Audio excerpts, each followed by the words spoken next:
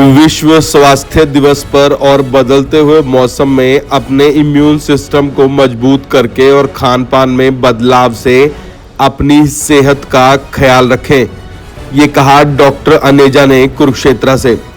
Medical officer administrator एवं RSSDI member doctor Aneja ने बताया कि हर साल 7 अप्रैल को पूरी दुनिया में विश्व स्वास्थ्य दिवस मनाया जाता है।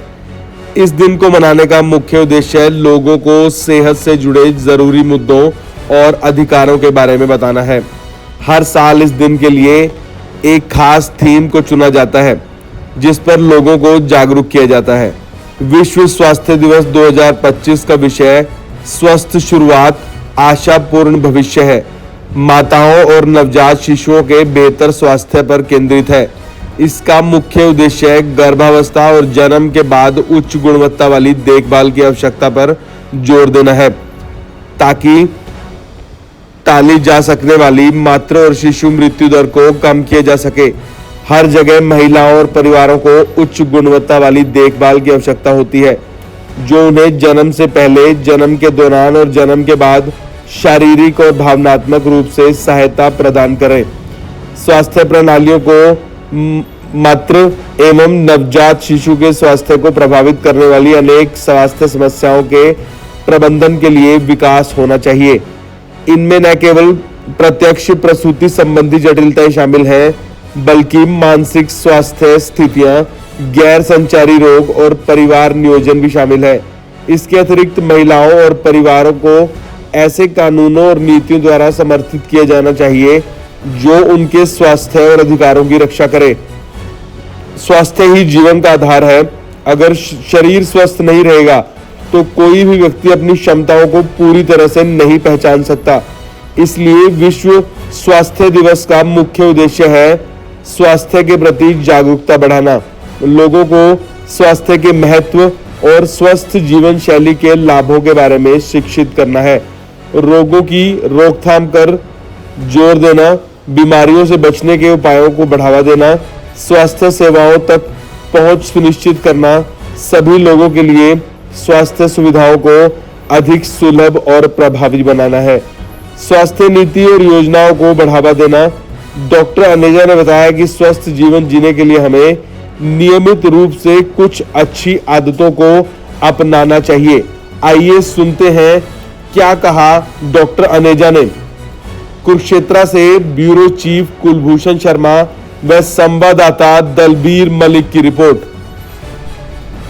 डॉक्टर साहब, आजकल मौसम जो चेंज हो रहा है, इसका व्यक्ति के शरीर पर क्या प्रभाव पड़ता है और उसके क्या उपचार हैं? नमस्कार, मैं doctor Ashish Aneja, senior medical officer, university health centre Kurukshetra university.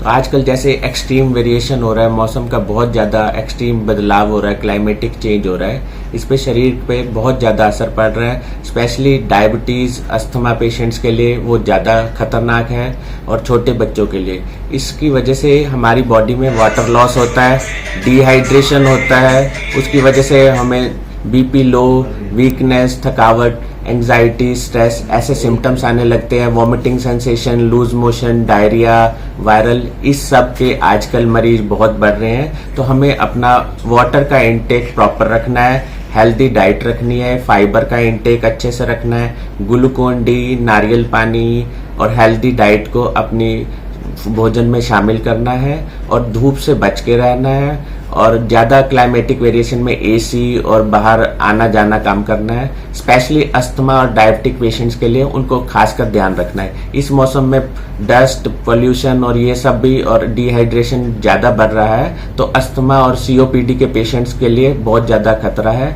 उनको बच के रहना है, मास्क कवर करके रखना है फेस को और हेल्दी डाइट, फाइबर डाइट और अपने लिक्विड इनटेक को मेंटेन करना है, क्योंकि डिहाइड्रेशन बहुत ज़्यादा बढ़ रहा है। डिहाइड्रेशन की वजह से वॉमिटिंग, लूज मोशन, डायरिया के पेशेंट बहुत ज़्यादा हैं।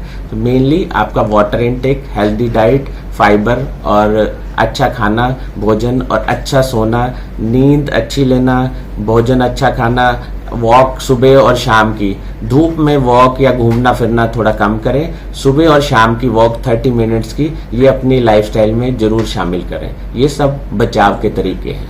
डॉक्टर साहब, आजकल डस्ट बहुत है, जैसे गेहूं का सीजन है तो इससे कैसे बचा जा सकता है? अब आने वाले समय में जैसे डस्ट पोल्यूशन और गेहूं वगैरह से जो है हमें बहुत दिक्कत होने वाली है। अस्थमैटिक पेशेंट्स में बहुत ज़्यादा खतरा, जिसको सांस की दिक्कत है, जिसकी इम्यूनिटी वीक है, जैसे डायबिटीज़ और हार्ट पेशेंट्स में इम्यूनिटी वीक होते हैं, इन सब के लिए बहुत ज़्यादा खतरा है। तो आप एक रेगुलर स्टीम और गार्गल्स को अपने लाइफस्टाइल में ऐड करें। 70 to 80% हमें स्टीम और गार्गल्स से हमें रेस्पिरेटरी प्रॉब्लम से बचाव किया जाता है। बाकी जो है आंवला एक rich source of vitamin C है। विटामिन सी सोर्सेज से आपकी इम्यूनिटी बहुत अच्छी स्ट्रांग बनेगी, रेस्पिरेटरी प्रॉब्लम्स और अस्थमैटिक प्रॉब्लम्स में रिकवरी होगी। ये अपनी डाइट में शामिल करिए। थैंक